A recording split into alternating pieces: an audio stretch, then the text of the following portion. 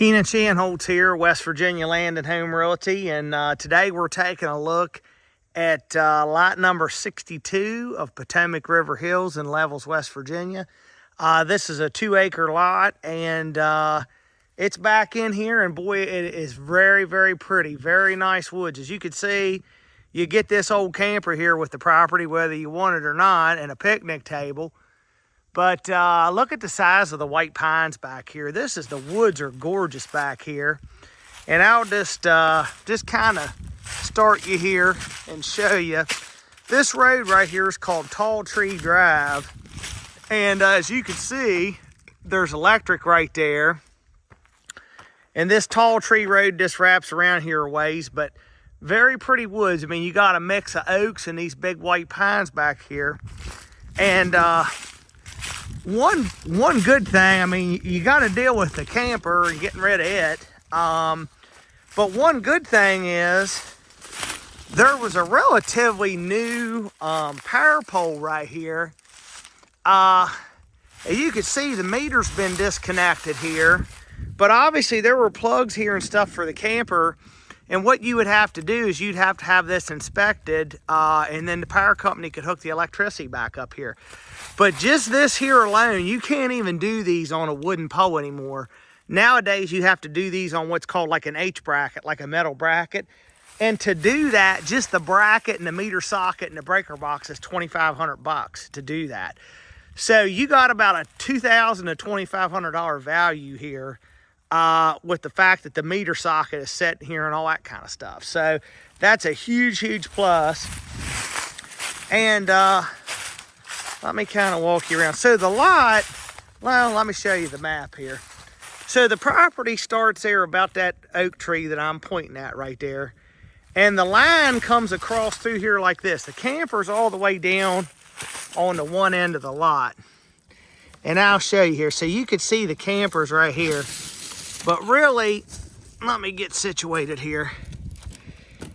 The line really kind of goes like this, okay? So what it does, and I'll let you look at the camper here. I mean, it's, you know, at least the tires aren't flat or anything, so I don't think it should be too hard to get out of here. I'm not going inside, but anyways, the property runs up this ridge top up through here. So if you wanted to build on this lot, you know, good building site, it runs up this ridge here, which the ridge runs parallel with Tall Tree Drive, which is right there.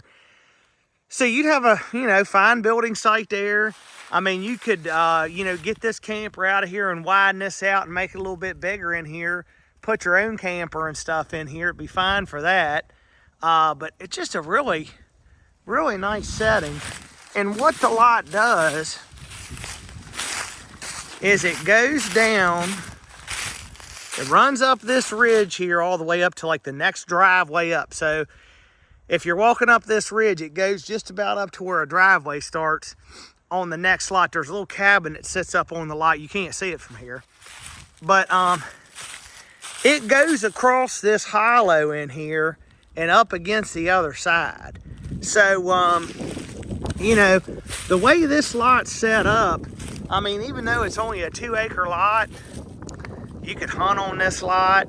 It's a good place to shoot down into the bank there. You got a natural backstop and you're far enough away from dwellings here to do that. State law is you have to be 500 foot from a dwelling to discharge, and you are that here, so it would work to shoot.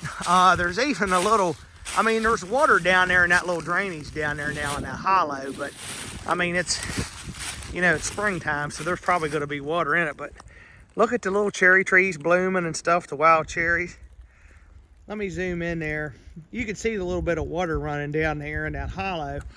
But, I mean, so you got this ridge top up here to work with, and it's, you can barely see the roof of that cabin up there. Let me zoom in. You might be able to, I don't know if you can make it out, but about right there. So that's how close your neighbor is up over the hill from you. But this is good enough. Like I said, it's really hard to find a 2-acre lot that really suits, you know, where it's laid out in such a way that you could hunt or shoot or whatever. And you can do that here. But just look how pretty and open those woods over there are against that hillside. I mean, this is gorgeous woods back here. And what it does, like what you back up to back there is a bigger tract in another development. It's like borders like a 20 couple acre tract back there. So really, as you're going this direction, there's really not, I mean, they're bigger tracts. So, you know, and the big kicker with this one too is the community has its own common area on the south branch of the Potomac River. And I'll go down there and take a video, but for a 2-acre lot that makes a good campsite that basically has electricity on it, you just got to get the meter reconnected or whatever, that's got private access to the river for $15,000. Where are you going to find that? And you could build here too. I mean, it's good enough. You got a good enough build site right in here. But to me, this thing, you know, like if you're looking for a cheap piece of ground to camp on, you know, you got a camper and, you know, like I said, having that electric, people don't realize how much that costs these days to get, you know, like the meter socket and all that stuff put up and everything. It's not cheap. And the power company doesn't give you any freebies for a camper, you know, so having that pole and that meter socket there is huge. But let me do a little pan around here for you one more time. Like I said, you'll have to deal with the camper. I'm sure there's no title for it or anything like that, probably, so you'll have to deal with that. But, you know, get a little excavator in here and scratch this out and make you a nice flat pad here and set your own camper here. This is a nice one. Beautiful woods. Keenan Shanholz here again, West Virginia Land and Home Realty. I'm at the common area for Potomac River Hills. And I know we're looking at lot 62 in there today. But I just wanted to bring you down here and show you where the common area for the community was. As you can see, this is South Branch Potomac River, and this is very wide, very deep down here. This is a very wide and deep section of the river down here. And just want to show you. So it's just a little postage stamp down here. I mean, my truck's parked. This would be like the parking area. You can see the no trespassing sign right there, because that's going to be the one end of it. And the other end of it should be, I guess, about here, these poles here where I'm standing. And then there's a little set of steps right here that have seen their better days that go down into the water here. But I'm assuming this is the line. Don't quote me on that, but according to my Onyx, I mean, it's just a place to come down here and access the river. And the lot is going to be back that direction, back up, you know, higher elevated on the mountain. But it's maybe, you know, from the lot down to here's maybe half a mile or so. You know, you can get down. Oh, they got little place here, like where they have like a little ramp, I guess, you know, to slide your boat or kayak or whatever down in the water there. But the river's deep down here. I mean, it's you know, this is about as big as the South Branch gets, as big as it is down here. And we're close to where it dumps into the Potomac, but you can go, this is a big, huge eddy down here. So you can put a canoe or kayak in here or a john boat and go up and down this.